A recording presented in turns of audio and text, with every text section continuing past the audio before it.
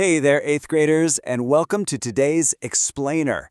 I'm so glad you're here with us. Today, we're going to tackle a really fantastic academic skill, and that's the art of writing a comparison essay.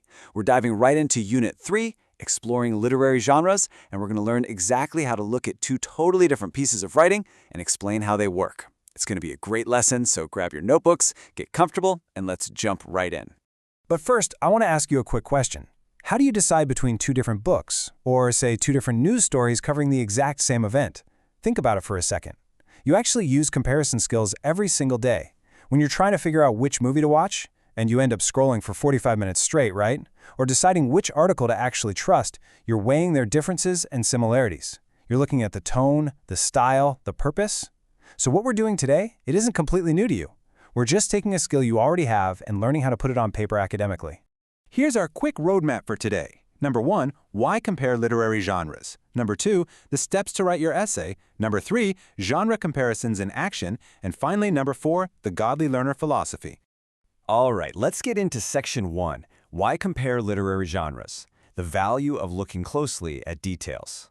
You know, comparing things is so much more than just pointing a finger and saying, hey, look, those two things are different. What's really interesting about a comparison essay is the definition itself. It's an essay explaining the similarities and differences in exactly how two literary genres treat the exact same topic. Notice that key word there, how. We aren't just summarizing what they're about. Think about it. If both a poem and a science textbook are about the ocean, the topic is exactly the same. The real magic happens when you explain the how and the why behind those different formats. So why does this actually matter for you as an 8th grader? Well, first, it totally deepens your understanding of how a format shapes an idea. A message actually changes depending on whether it's sung in a song or written in a textbook. Second, it builds incredibly clear, logical writing skills. You really learn how to organize your thoughts. And third, it mirrors real-life critical thinking. Being able to compare things logically forces you to look closely at the details. And down the road, this is the exact same critical thinking you're going to use when comparing job offers, evaluating different news sources for truth, or honestly, just picking out a really great book. And that actually brings us to a really beautiful truth. 2 Timothy chapter 2, verse 15 tells us, do your best to present yourself to God as one approved, rightly handling the word of truth.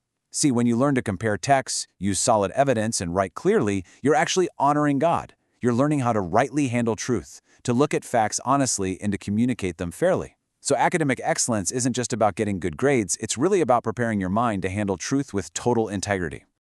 Moving right along to Section 2, steps to write your essay. The blueprint for success. Writing an essay definitely doesn't have to be overwhelming. In fact, we can break the whole shebang down into 3 totally manageable steps. Step 1. Choose 2 texts.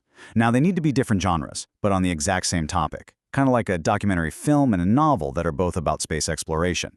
Step 2. Plan your essay.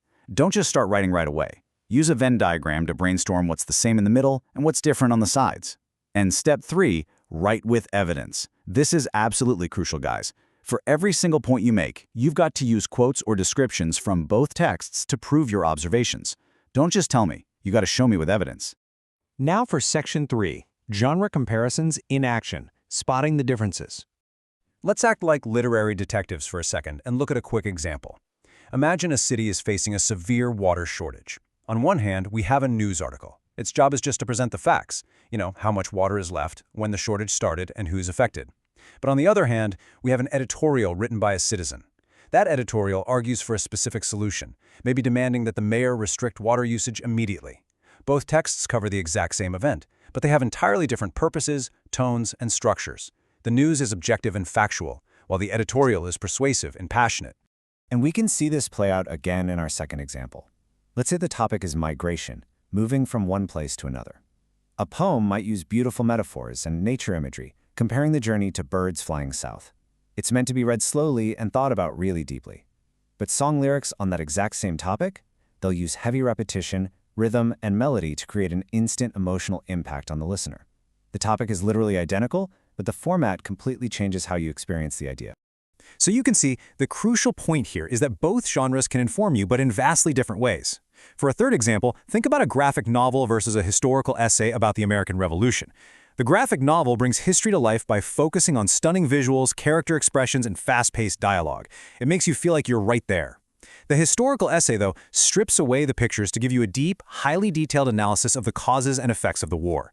Both are incredibly valuable, but in a comparison essay, your job is to explain exactly how they achieve their goals differently. All right, before we wrap up the academic side of things, let's do a quick homework review check to consolidate everything we've covered.